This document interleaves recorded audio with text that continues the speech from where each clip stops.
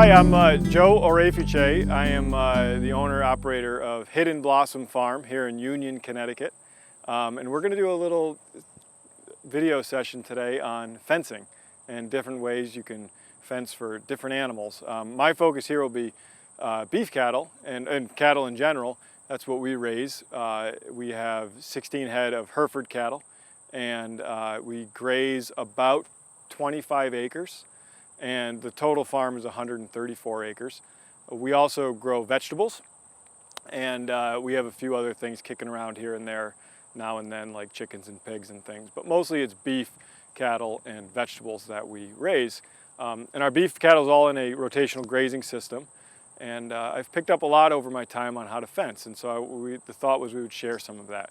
My background is I'm the Director of Forest and Agricultural Operations with the Forest School at the Yale School of the Environment, and I also have a strong background in farming. I grew up on a small farm. I worked on dairy farms and plant nurseries, and have had my own farming operation for about 10 years.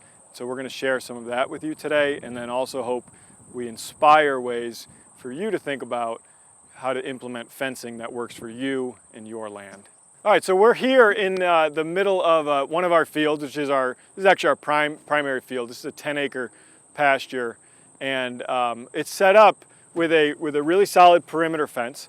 And that perimeter fence around this 10 acres took me about 2 days to put up because it's high tensile. I'm using trees as fence posts in some ways, and it was relatively cost effective. And then within that, you'll see that there's 18 different paddocks.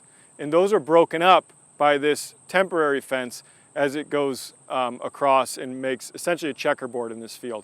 Although what you see is it looks more like strips because I'm moving animals from one paddock to the next paddock, and then I'm moving them on from there. And then I'm following through. In this time of year, I'm clipping it because I extended the grazing a little bit due to bobolinks. But you'll see these different patchwork, and that whole pattern there is about regrowth of that pasture so the livestock can come back around.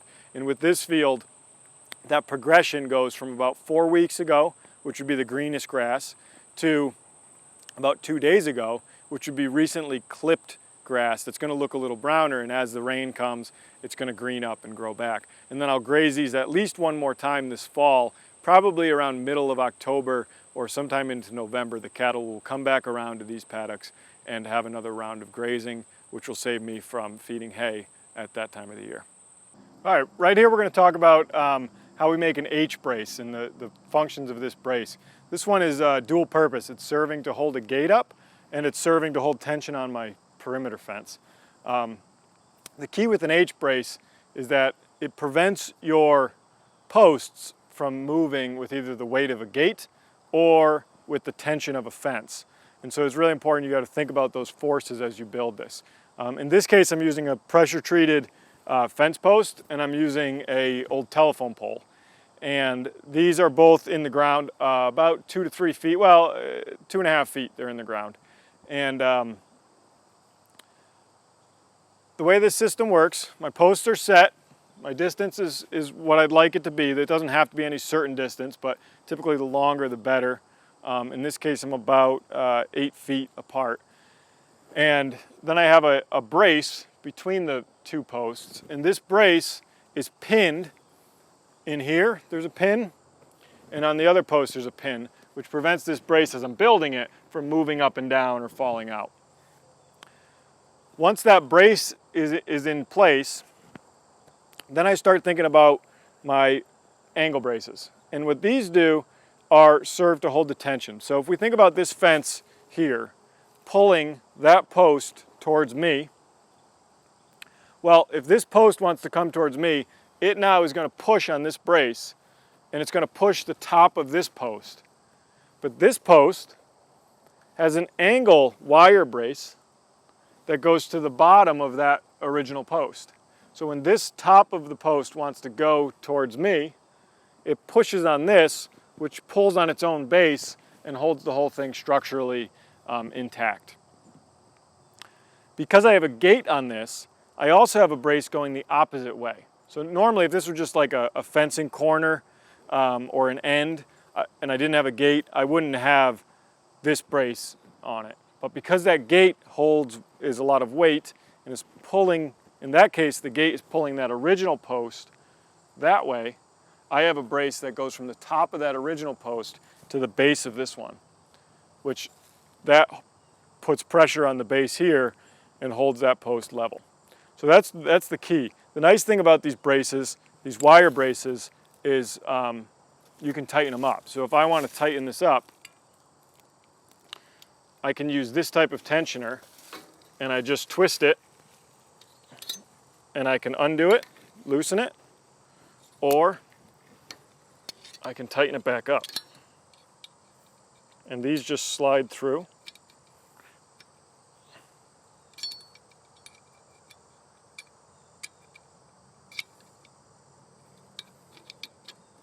And that holds the tension on that wire. So that's the basics of an H-brace. There's a couple of things that are important in there. You may use a ferrule to hold the wires together. This is a ferrule. It crimps, you slide a wire through, you slide a wire through the other way, it crimps. You don't have to bend the wires over like I did, but I tend to do it just for an extra measure. But that prevents the wires from sliding, the friction of that crimp.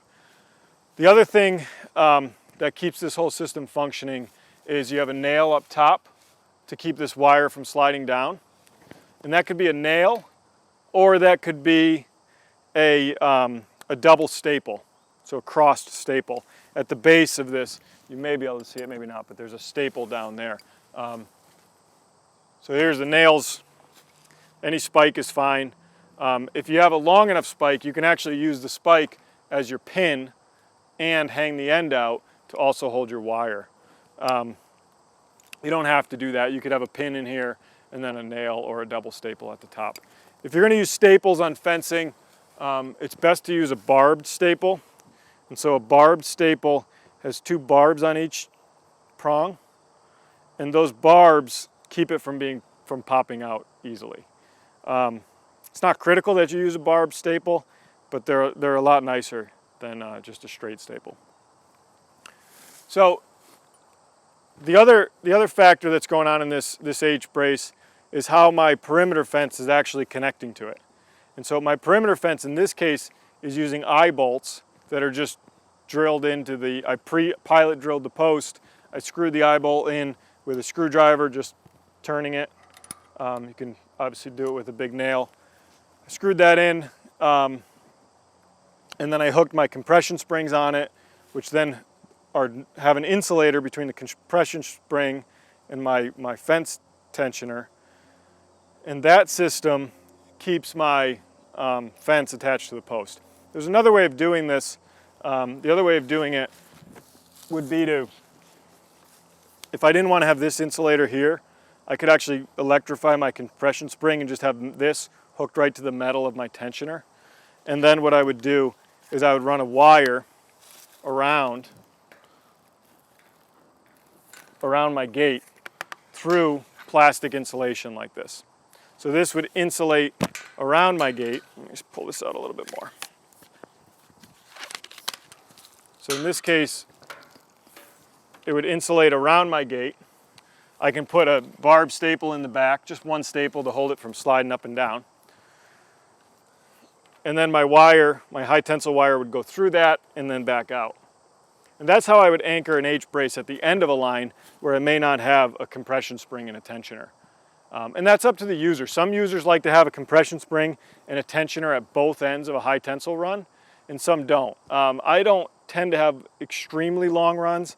I mean, if I had like a 3,000 foot stretch of fence, then I would want to probably have a tensioner and a compression spring at both ends. But in reality, I'm going maybe 500 feet to 1,000 feet on my runs, and so one tensioner and one compression spring is for me enough. You're not trying to make this a piano wire, this fence. What you're really trying to do is just keep it up, because it's an electric fence and it's about memory. It's not about physical force. So that's how this all hooks up. Now, a couple of notes on this from the perimeter fence. You see I have a different insulator here, or different, this is a different tensioner. And this tensioner works the same concept as as these round tensioners, but I tend to like these a little bit better because they ratchet and they're a little bit easier to use. So there's a tool for this. I'm actually going to grab that tool. Give me one. I always forget something. Yeah, first lesson of fencing, you always forget something. So make sure you have it all in your truck fairly handy. This is a tensioning tool for these ratchet tensioners. And the way this works is you slide it over the tensioner. There's a pin in there. These hook onto the rounds, and then I can just ratchet it. And I can tighten my fence up that way. If I want to loosen my fence, I pull it a little bit and I flip this top portion back. And now my fence can free spool. But that's how those ratchet tensioners work. I really like these a lot better. I guess the risk of these, you can pinch your hands in them, so you want to be careful. You know, if you're worried about that, you should be wearing gloves. But these work pretty well if you have the tool. If you don't have the tool, they're a little bit difficult. But fortunately, the tool is relatively inexpensive. Some of the heavy-duty ones have a square end on it, and you can just tighten them this way. But these are not heavy-duty, and they use the typical way of tensioning. To attach these to the compression spring, I just use some high tensile wire and I bend it around. You can be creative on how you do that. You could use an S hook. You could use some type of a clip like a carabiner. Don't use aluminum. Make sure if you're using galvanized, you're going to galvanized. You don't want those metals to interact. But that's the basics of this system. And then where we're going to go from here is we're going to follow this perimeter fence down, and we're going to look at how we actually hook this up to the rest of the fencing system. And the first step in that process is having an insulator on my post. And these nail-in insulators are pretty simple. I really like these because they're pin insulators. And so that pin pops up. If I want to drop my fence down, let's say I'm cutting trees nearby, or I have an animal that got out and I don't want to tear down the fence, but I want to drop it down, I can pull that out.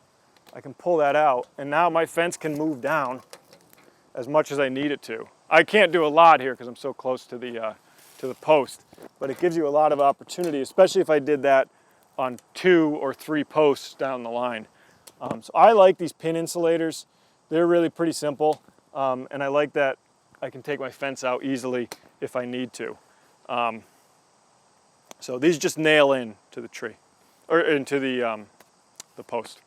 So from there, we're going to go take a look at the rest of the perimeter fence and how we attach fencing in different ways to posts and trees.